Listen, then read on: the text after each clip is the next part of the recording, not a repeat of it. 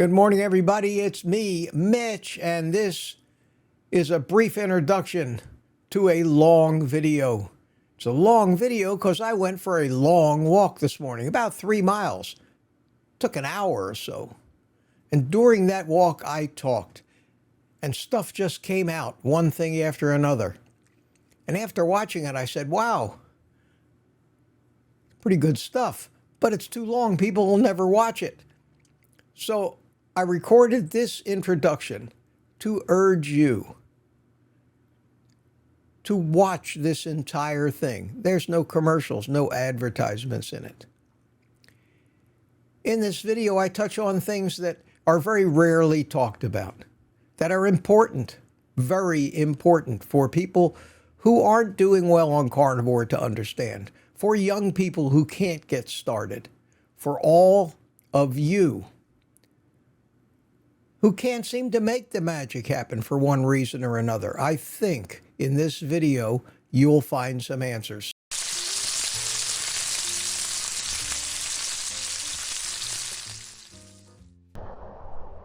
Well, good morning, everybody. It's me, Mitch, and I'm out here walking this morning because I think that one very important thing on a carnivore lifestyle,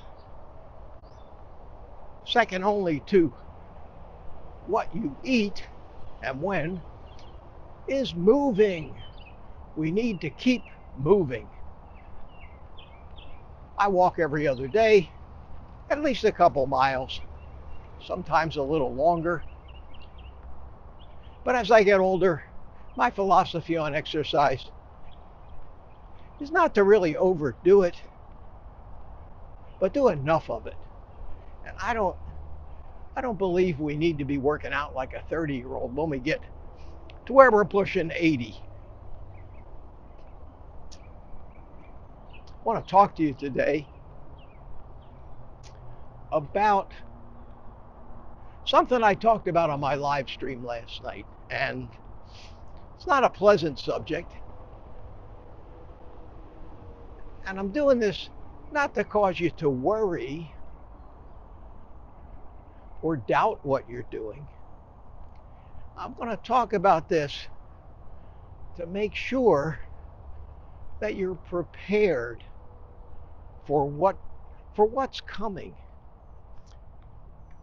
When you have gotten to the point in your life where your mobility has suffered, you've put on a lot of weight, you're taking a ton of drugs, you're getting older. This is going to be harder for younger people to hear.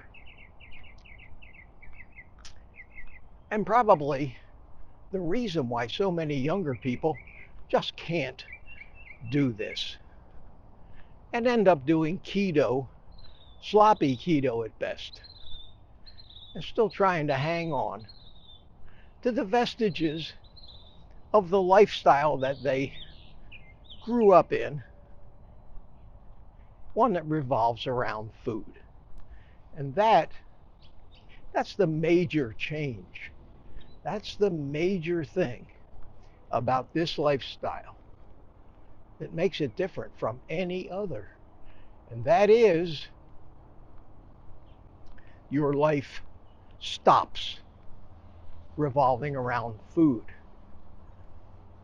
You stop thinking about food. You stop craving food. Food becomes something like breathing.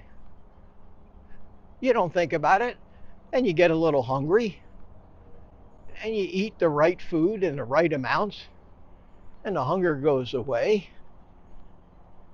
It doesn't come back. It doesn't come back right away. It takes a while. Some of us on carnivore have to consciously make sure we eat enough food. There's something that you never had to deal with in your life. Why are you watching this video? Why are you watching all of these carnivore videos? What is it about your life, about your situation, about your health, your weight, your age? What is it that finally hit you and said, holy cow, I need to do something. I don't like the way this is going. I know that's what happened to me.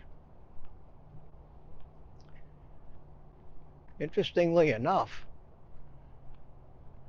it doesn't happen very often to young people, because the lifestyle that most of us live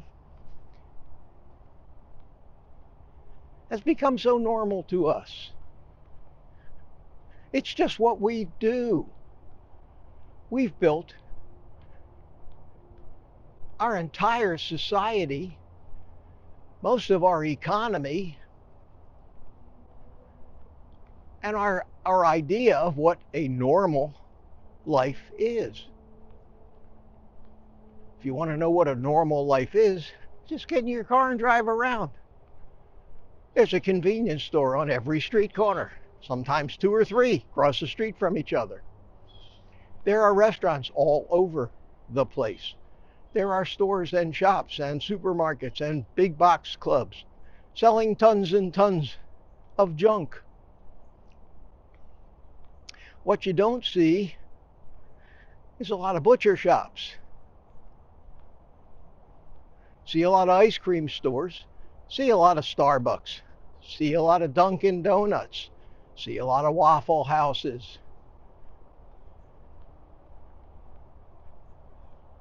We have become a society that lives on sugar. Simple as that. Our diet, our economy, and everything is based on sugar. And we know that sugar is a slow poison. But if you're 25 years old, even though you may be poisoning yourself, and there may be a sign, maybe you're a little overweight for a 14-year-old, I don't know. When you look around, so many of the other 14-year-olds are just as big or bigger than you. That's normal.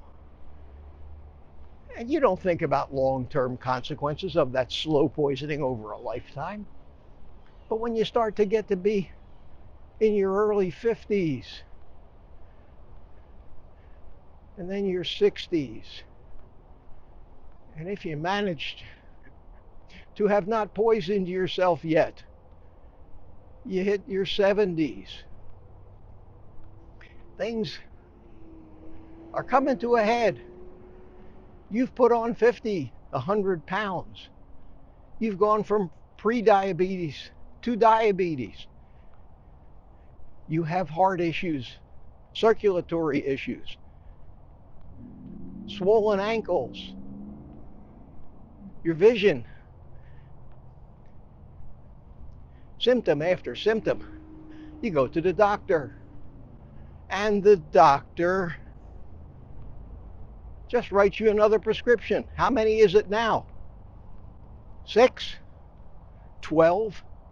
How much of your time do you spend sitting in a doctor's office only to get another prescription after he can spend 5 minutes with you? The problem is you're poisoning yourself, and you have been for your whole life. Why hasn't your doctor told you this? Why hasn't your doctor ever asked you the question, what do you eat? Is that absurd? A doctor has never asked me, what do I eat? They tell me what to eat, and everything they tell me to eat is exactly what is poisoning us. Is it ignorance or stupidity? Is it corruption and greed? The answer is more than likely yes. But the real blame can be put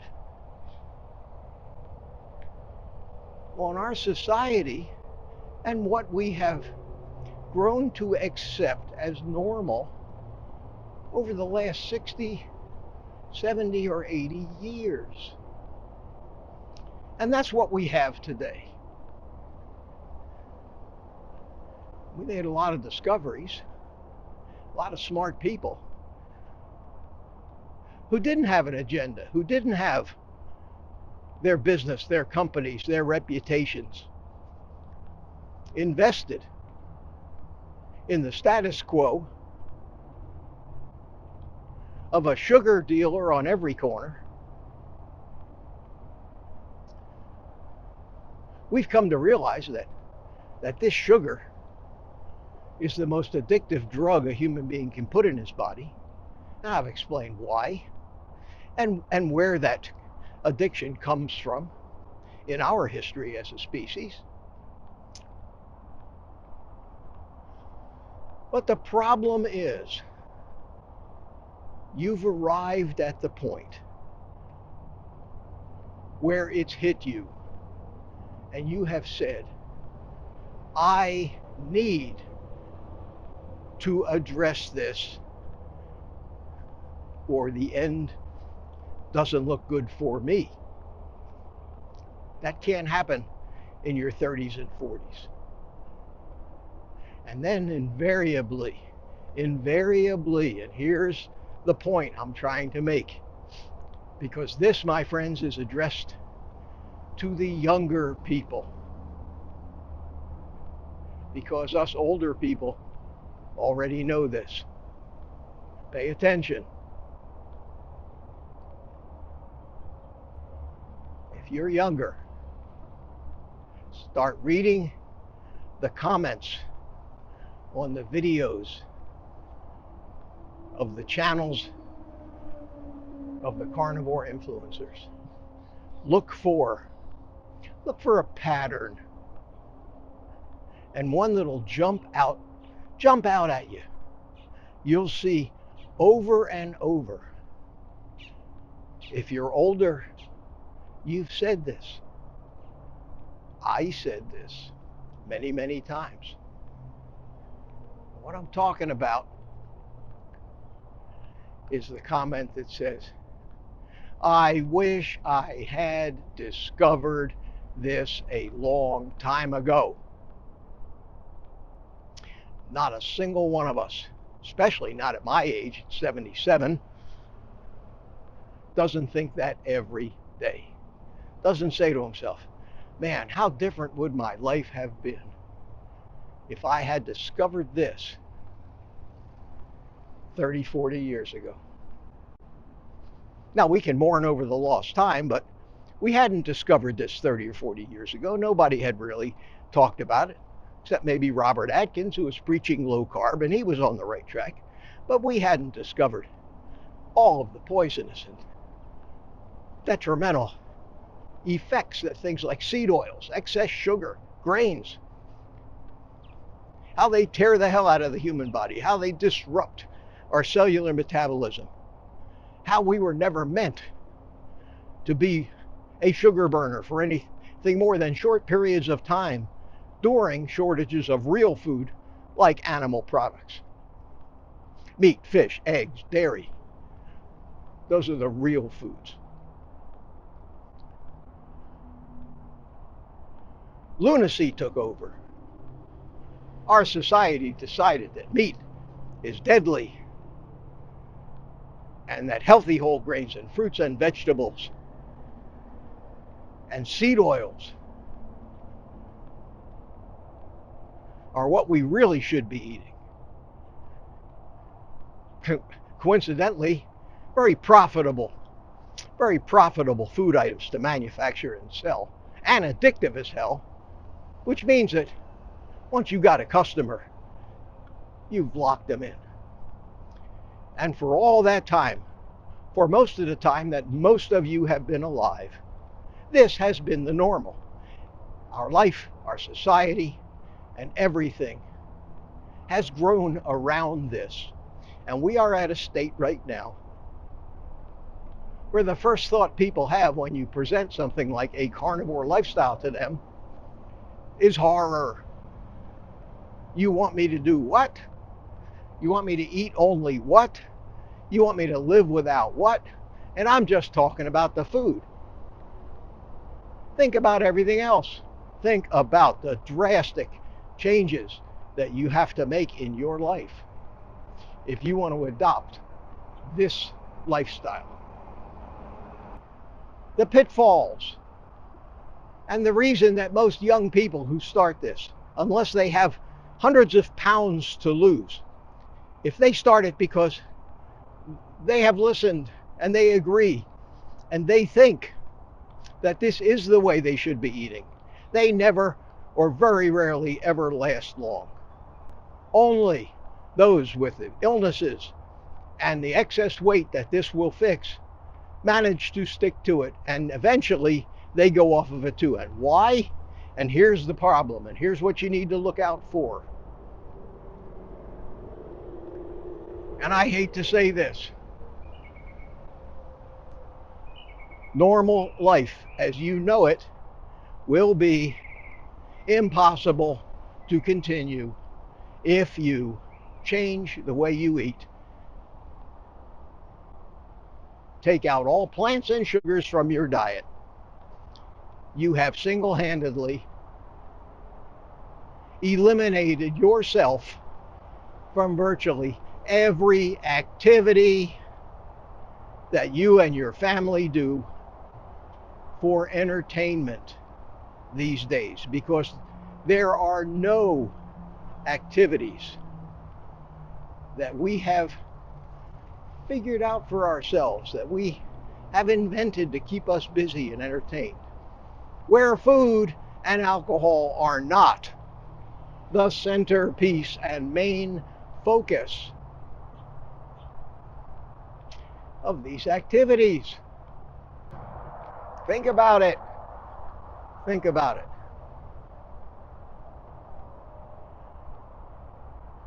Dating, unless you're dating another carnivore and never leave the house,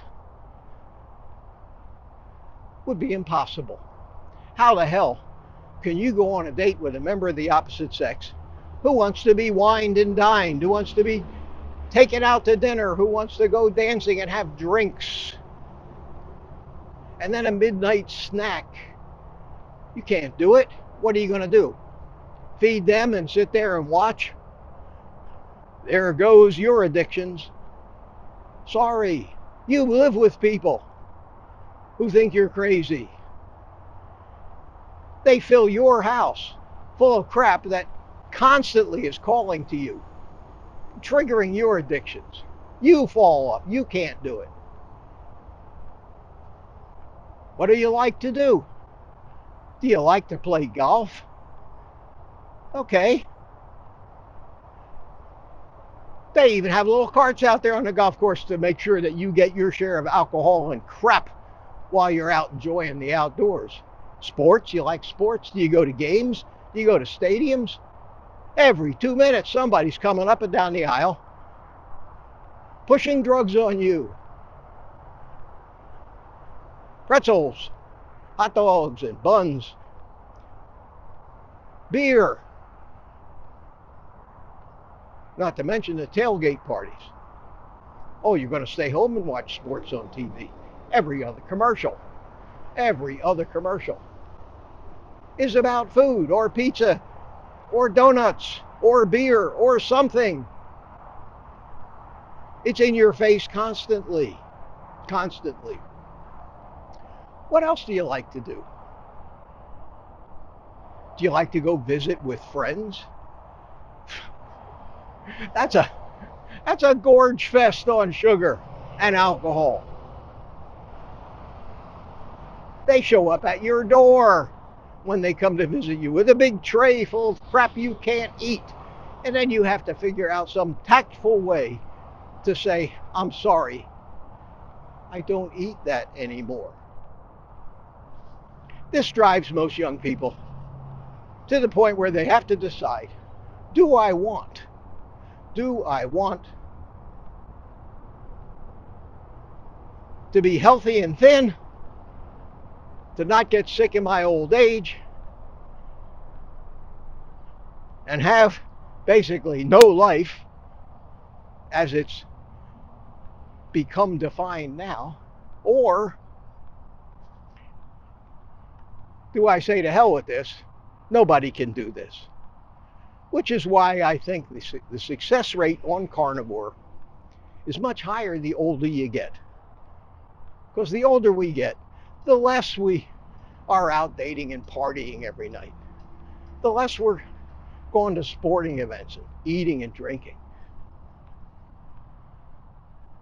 We can still go out to eat as long as we're very careful, but even that's a pain in the ass, being around all those people stuffing their faces with things. We can't even drive in our car without looking left or right and seeing somebody stuffing shit in their face.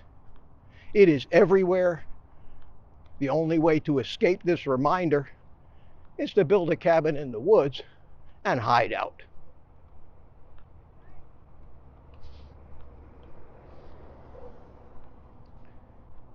We're not ready to do that. Then I look at the reason why I was able to be successful on this. It's because I'm in a situation where I'm, by everybody else's statistics, I should be dead by now. Circumstances of my life have left me alone. Turns out that's a real positive when you're trying to be a carnivore. To be the master of your domain and decide what food comes in or not in your house.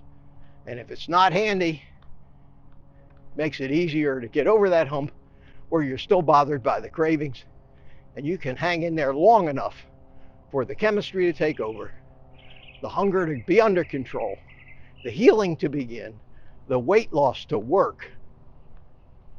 Following the rules is the easy part. Following the rules is the easy part. The sad fact is, unfortunately, in order for you to succeed and sustain this lifestyle for life, I mean, after all, isn't that what lifestyle means? Instead of going with the mindset that you're on a diet, which will end someday, so you can, after you fixed everything, go back to continuing to party, drink, and poison yourself with no consequences. That's what we want to think. It's what we want to believe. Doesn't work that way. Sorry. I think by the time we get done this walk today, I'll have done a little over 3 miles. And God, it feels great. And it almost feels like I just keep going, but no sense in overdoing it. No sense in overdoing it. Besides, this video is getting very long as it is. So the salient main point I'm trying to make in this video, and I'm sorry if it took me this long to get to it. Let me walk on this side. I like to walk facing traffic, but unfortunately had to zig around those trucks back there doing a new roof. Little pointer, when you walk, always walk facing traffic. That way, somebody texting on a cell phone isn't going to hit you from behind. You can see it coming and get out of the way if you have to. Bicycles and jogging, you go with traffic. But walking is too slow. There's Mitch's handy dandy little tip of the day to keep yourself out of the hospital on a full body cast. The main salient point that I'm trying to make is you have to understand the things that I talked about, especially if you're younger. You have to accept the fact that unless you make hard choices and commitments to change the things that you do for entertainment, to change the activities that you do that always end up with you sitting in front of a raft of shit food trying to exercise willpower that doesn't exist. You have to remove yourself from the situations that our society has built itself on. Be wary and aware of those things, those pitfalls, those traps. Have a deep enough resolve that you have had it, that you have finally awakened to the reality that this is the society we live in. This is the world where you can't go to an office meeting at work without the obligatory plates of donuts and pastry. You can't go to church without the obligatory spread of food that you can't eat. You can't go to a ball game, at least not right off the bat, at least not when you're starting. Now, after 2 years, here's the good news. After 2 years on the carnivore lifestyle, I can go to those things because I think my addictions are completely cured. I know that crap for what it is, and I have no desire to eat it. And when I see other people eating it, I feel sorry for them. I say, you poor bastards.